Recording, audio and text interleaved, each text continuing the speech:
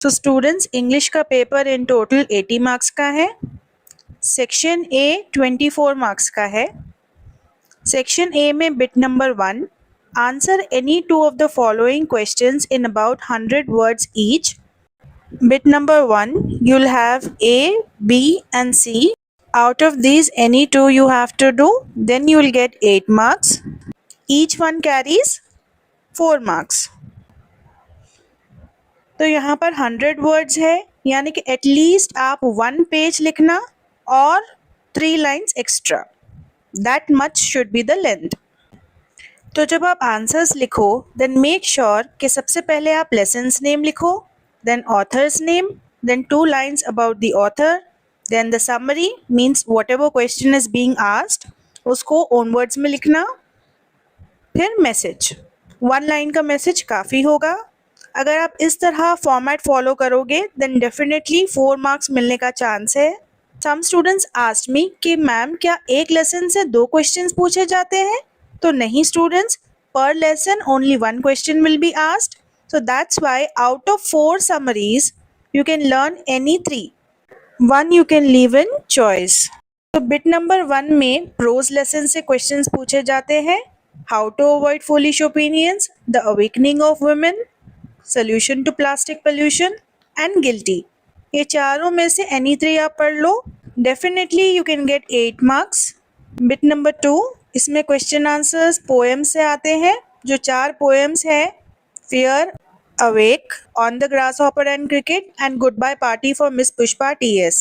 ये चारों पोएम्स में से एनी 3 आपको पढ़ने हैं, एक आप चॉइस में छोड़ सकते हो। इस बिट में A, B and C होते हैं, तीनों में से एनी 2 करना है, तब जाकर आपको 8 मार्क्स मिलेंगे। And the length is same students. Bit number 3, इसमें क्वेश्चन आंसर्स शॉर्ट स्टोरीज से पूछे जाते हैं।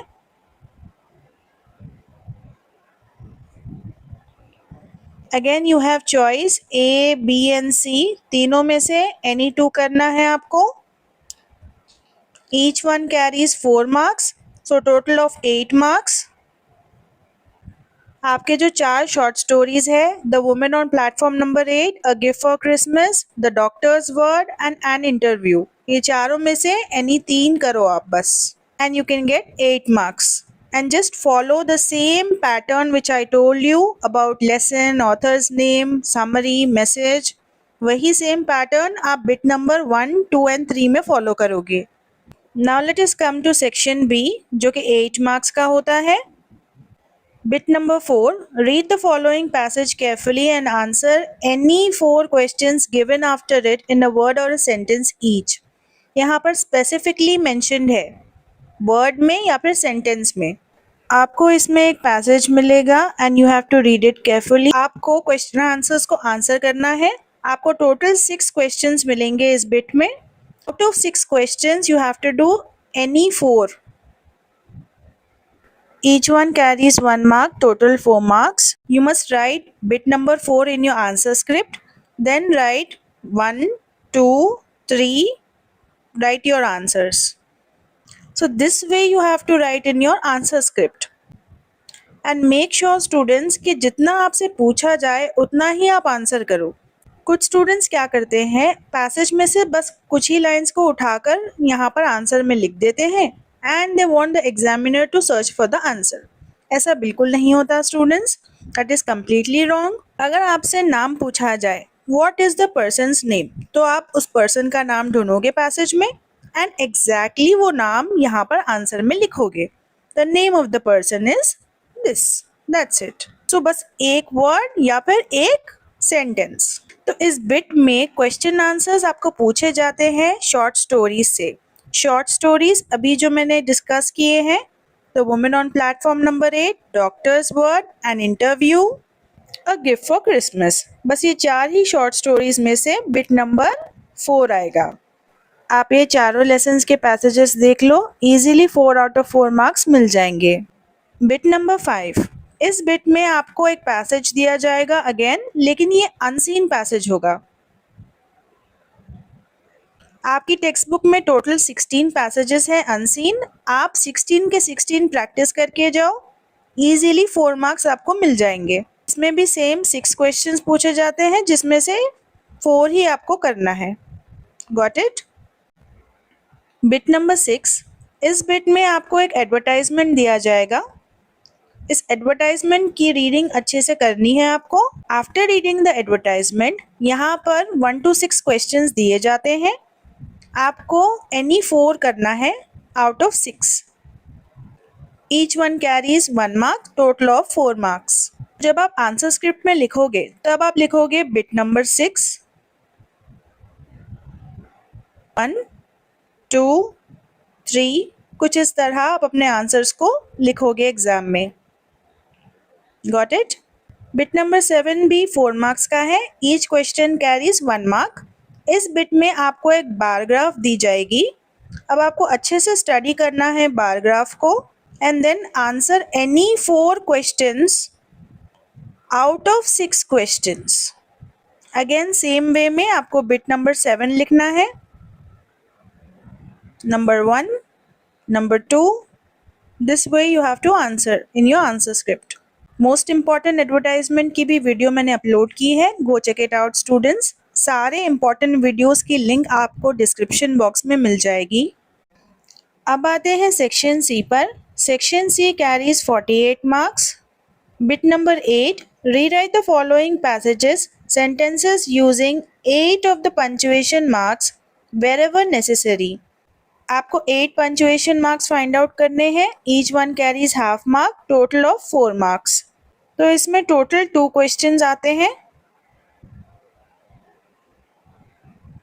ओके अगर फर्स्ट क्वेश्चन में आपको टोटल 8 पंचुएशंस मिल जाते हैं देन आपको सेकंड करने की ज़रूरत नहीं है स्टूडेंट्स।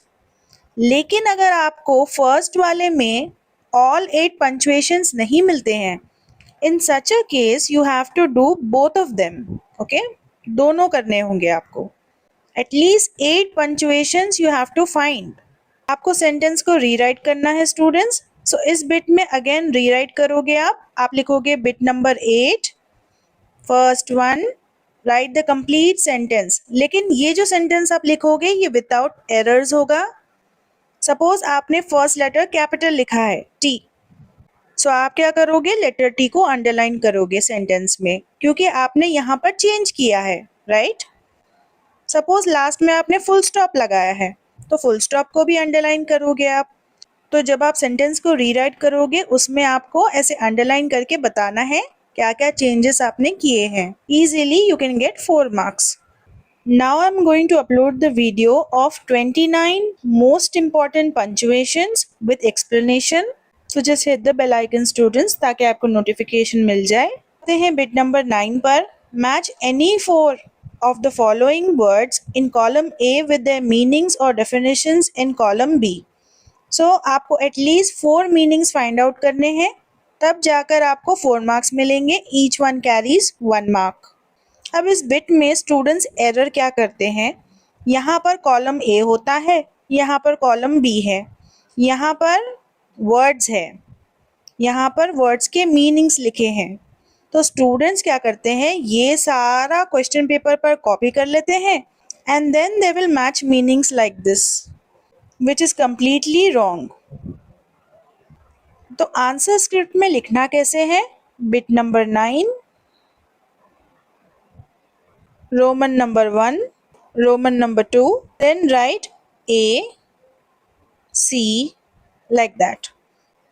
आप यहाँ पर साइड में आंसर भी लिख सकते हो। ओके सपोज A था फ्लेक्सिबल, तो आप यहाँ पर लिखोगे फ्लेक्सिबल। अगर आपको डाउट है कि ये लेटर्स आप एग्ज़ाम में कुछ मिस्टेक करोगे तो आप ये लेटर्स के साथ ये ऐसा वर्ड भी लिखो। Okay God's sake, do not match like this. Examiner lines नहीं ढूंढ सकते। अब आते हैं बिट नंबर 10 पर। Fill in any 4 blanks in the following sentences with suitable idiomatic expressions given below. Make necessary changes in the idioms if needed. तो यहाँ पर एक बॉक्स दिया जाएगा आपको, इसमें कुछ 6 idioms लिखे जाएंगे and then you'll have fill in the blanks. आपको क्या करना है, यहाँ से एक ईडियम पिक आउट करना है एंड डैश में लिखना है। For each idiom you will get 1 mark, total of 4 marks. तो इस बिट को पेपर में कैसे लिखोगे आप लिखोगे bit number 10, first answer. Suppose first answer है on cloud 9.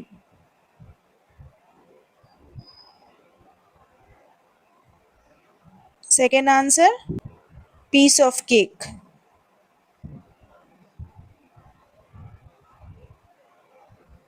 Got it students? इस तरह आपको आंसर शीट में लिखना है. आपके टेक्स्ट बुक के पीछे जो 2 एक्सरसाइजेस है इडियम्स के फिल इन द ब्लैंक्स, वही मोस्ट इम्पॉर्टेंट है स्टूडेंट्स. हर साल वही पूछे जाते हैं. Idioms word to word explanation also I have given. Check the playlist. Bit number 11.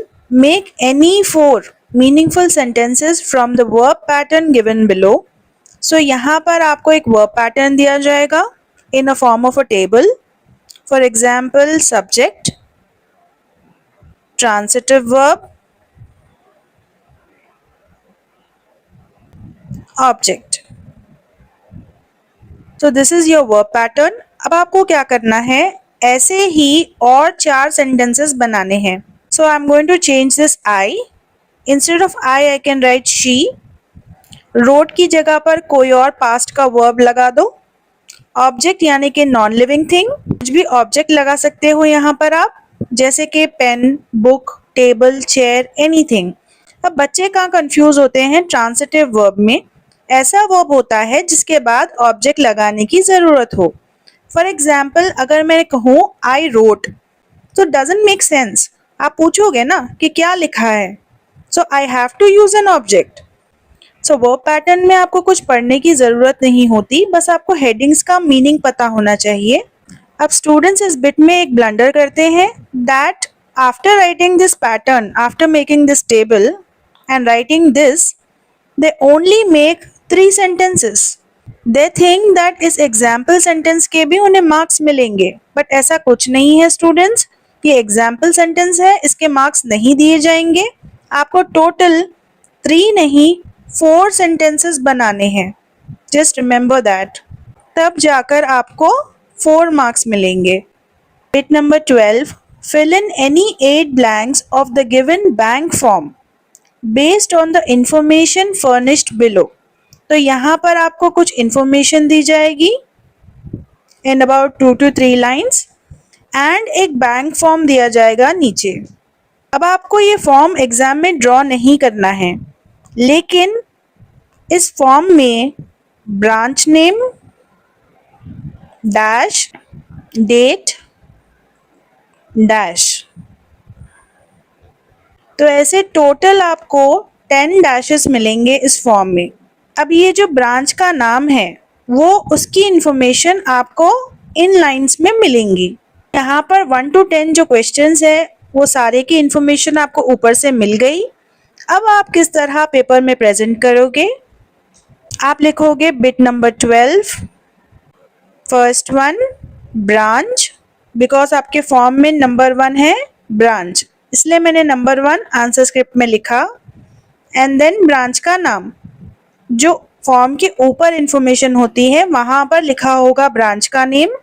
Suppose branch का नेम है विद्यानगर, तो यहाँ पर आप लिखोगे Vidyanagar. Second one is date, so I write number 2 date, क्योंकि फॉर्म में नंबर 2 डेट है. अगर ऊपर कोई भी इंफॉर्मेशन मेंशन नहीं है जैसे कि date, phone number, then you have to write on your own. So at least 8 you have to do. Each one carries half mark, total of 4 marks. Bit number 13. Prepare a curriculum vitae in response to the following advertisement. 1 into 4 is equal to 4 marks. तो इसमें आपको एक advertisement दिया जाएगा. वो एक school का advertisement हो सकता है, किसी कॉलेज का, या फिर किसी रेडियो जॉकी के जॉब का. मोस्ट रिपीटेड एडवर्टाइजमेंट्स जो एग्जाम में आते हैं वो है Vasavi public school, global institute. So आपको क्या करना है, according to this advertisement you have to prepare a CV. Paper में आपको सबसे पहले लिखना है अपना नाम, then address, phone number, email. Students अब ज़रूरी नहीं है कि आप अपने ही डिटेल्स भरो यहाँ पर, you can right anyone's details. Then write your career objective, यानी कि reason for applying for the job. To apply for the post of a teacher in your respected school, or to apply for the post of a manager in your respected company. Just one line. Then qualification. Qualification आपको एक table के form में लिखनी है. अब इस table में पहला आप लिखोगे course, then college, then university और board, year of passing, then grade और जीपीए. तो जब आप इसमें इंफॉर्मेशन लिखोगे तो लिखोगे लेटेस्ट टू ओल्डेस्ट. मीन्स अगर लेटेस्ट आपने बीकॉम किया है, सो बीकॉम, उससे पहले इंटर, देन 10th. अंडरस्टूड. फिर आता है आपका टेक्निकल स्किल्स, यानी कि आपके कंप्यूटर स्किल्स. 1-2-3 कंप्यूटर के कोर्सेज डाल दो. Then other skills. Other skills होते हैं आपके लाइफ स्किल्स, जैसे कि friendly nature, hard working, team player, all these things. Okay. Then work experience. किसी भी स्कूल का 1 या 2 साल का एक्सपीरियंस आप डाल सकते हो. So work experience is written according to the advertisement. Suppose school का एडवर्टाइजमेंट है, तब आप स्कूल का एक्सपीरियंस लिखोगे. कंपनी का है तो कंपनी का लिखोगे. Worked as a manager at Amazon और worked as a customer service associate at Amazon for 9 years. उसके बाद आप वर्क एक्सपीरियंस का टेबल भी बना सकते हो कि कौन सी जगह पर कितने साल तक किया है, या फिर आप लाइंस में भी लिख सकते हो. That is completely fine.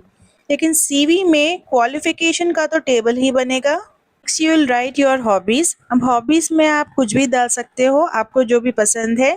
Swimming, dancing, reading, anything. Awards, कोई भी अवार्ड बनाकर आप डाल दो, जैसे कि won first prize at an elocution competition held at Bharatiya Vidya Bhavan. Okay, something like that you can keep. Then languages known, any 2 languages you write, Hindi, English, Arabic, Sanskrit. Then references, ये most important part होता है किसी भी CV का. इसमें आप उस इंसान का नाम लिखोगे जो कि आपको जॉब के लिए रेफर करेगा, आपके एम्प्लॉयर को. इसमें आप 2 रेफरेंसेस लिखोगे, नंबर 1 एंड नंबर 2. तो फर्स्ट वन में आप लिखोगे पर्सनस नेम, उसकी qualification in bracket, then comma, and then designation, चाहे वो प्रिंसिपल हो, डॉक्टर हो, टीचर हो, then comma, place of work, and then you write where the place of work is located, and then Hyderabad, and then TG. For example, Dr. Sham, in bracket you write the qualification, PhD, MA, close the bracket, then put comma, Principal Chaitanya Junior College, comma, Narayanguda, comma, Hyderabad, TG. In similar way आप second one भी लिखोगे. Own से लिख सकते हो references, आपको कुछ भी याद नहीं करना है, सिर्फ आपके साइड हेडिंग सही होने चाहिए CV में. Then last is place. Place में आप लिखोगे हैदराबाद, एंड यहाँ पर आप अपना नाम लिखोगे, what ever is your name, वही नाम जो कि आपने CV के स्टार्टिंग में यूज़ किया था. Same name should come here. Number 14, write a letter. इसमें चॉइस होता है स्टूडेंट्स, एक होता है फॉर्मल लेटर और एक इनफॉर्मल लेटर. सबसे पहले फॉर्मल लेटर देख लेते हैं. Write a letter to the collector of your area requesting him to be the chief guest of an inter-colony sports fest your society is organizing. तो ये एक फॉर्मल लेटर है student, because ये strangers को लिखा जा रहा है. So let us see the format for formal letter. सबसे पहले आप फ्रॉम एड्रेस लिखोगे, यानी कि आपका address, then date, then to address जिसको आप लेटर लिख रहे हो. For example, you are writing the letter to the principal. So to, उसके नीचे the principal, उसके नीचे कॉलेज का नाम, and then उसके नीचे Hyderabad TG. Then your salutation, that is respected sir. अब respected sir की जगह पर आप sir भी लगा सकते हो. Most acceptable worldwide, it is dear sir also. Even in your intermediate second year textbook, it is given dear sir. But according to me, respected sir is more appropriate. Then subject, यानी कि reason for writing the letter. For example, आप leave apply कर रहे हो, to apply for a casual leave of 5 days, या फिर leave application, ऐसा लिख सकते हो आप सब्जेक्ट. सो आपकी टेक्स्ट बुक में सब्जेक्ट जो है वो सैल्यूटेशन के बाद आता है. बट अगर आप अपना सब्जेक्ट सैल्यूटेशन से पहले भी लिखते हो तब भी इट इज़ राइट. दोनों भी तरीके ग्लोबली एक्सेप्टेड है. देन आप अपना फर्स्ट पैराग्राफ लिखोगे, जिसमें पहली लाइन में आप खुद को इंट्रोड्यूस करोगे, सेकेंड लाइन में आप लिखोगे I am writing this letter for so and so reason. That's it, बस 2 लाइन्स का आपका introduction paragraph. Then second paragraph में आप डिटेल्ड एक्सप्लेनेशन दोगे। Third paragraph is conclusion, only 2 lines, you are requesting the authority to take action. Then you leave a line, write thanking you. Thanking you की जगह पर आप thanks and regards भी लिख सकते हो। Then again leave a line, yours sincerely. Mostly formal letters में आप सिंसियरली ही यूज करना, because we use sincerely when we do not know the receiver's name. Then signature, आपकी signature, then name. Just remember students, हर चीज़ के लिए आपको leave a line करना है।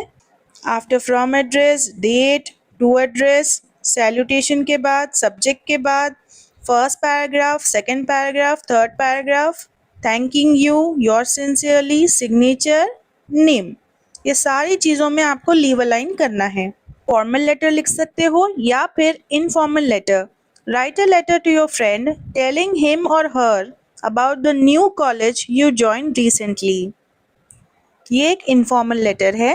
Let us see the format. Your own address, then leave a line, then date, then leave a line, then dear and your friends name over here, then leave a line, write the first paragraph जिसमें आप पूछोगे कि तुम कैसे हो and I hope everyone is fine and so and आप एक line में अपना रीज़न भी बता दोगे कि मैंने ये लेटर तुम्हें अपने नए कॉलेज के बारे में बताने के लिए लिखा है। दैट्स इट, आपका फर्स्ट पैराग्राफ हो गया। सेकेंड पैराग्राफ जिसमें आप डिटेल्स दोगे अपने कॉलेज के बारे में कि यहाँ पर लाइब्रेरी भी है, कैंटीन भी है, फैकल्टीज़ भी अच्छे हैं, फीस भी वेल स्ट्रक्चर्ड है, टाइमिंग्स मुझे पसंद नहीं है, जो भी है आप मेंशन करोगे। देन थर्ड पैराग्राफ में आप मेंशन करोगे कि ओवरऑल मुझे कॉलेज बहुत पसंद आया है, the campus and everything. I hope you also come one day to visit my new college. Okay, so इस तरह आपका 2 लाइन्स में ही थर्ड पैराग्राफ फिनिश होता है। Leave a line after first paragraph, second paragraph and third paragraph and then you will write a closing line. Closing statement जैसे कि convey my regards to uncle and aunt, looking forward to meet you soon, ऐसे lines के साथ आप close कर सकते हो। And then leave a line, yours lovingly, then leave a line, आपका नाम, इसमें सिग्नेचर की बिल्कुल भी ज़रूरत नहीं है बिकॉज ये आपकी फ्रेंड है। Then leave a line and then to address, आपके फ्रेंड का एड्रेस यहाँ पर आएगा। So this is the format students, if you follow this you can get good marks. Bit number 15, read the following passage and make notes, add a suitable title. So in note making you will be given a paragraph. इस paragraph को अच्छे तरीके से पढ़ना है and then you have to make notes. At least 1 to 8 points आप बनाओ, अगर 10 point बनाते हो तो और अच्छी बात है। Make sure students कि आप एक अच्छा सा title add करो। जब आप इस पैराग्राफ को पढ़ोगे तब आपको एक आइडिया हो जाएगा कि पैराग्राफ किसके बारे में है। सपोज पैराग्राफ है ब्रेन के बारे में, तो आप लिखोगे टाइटल पार्ट्स ऑफ ब्रेन।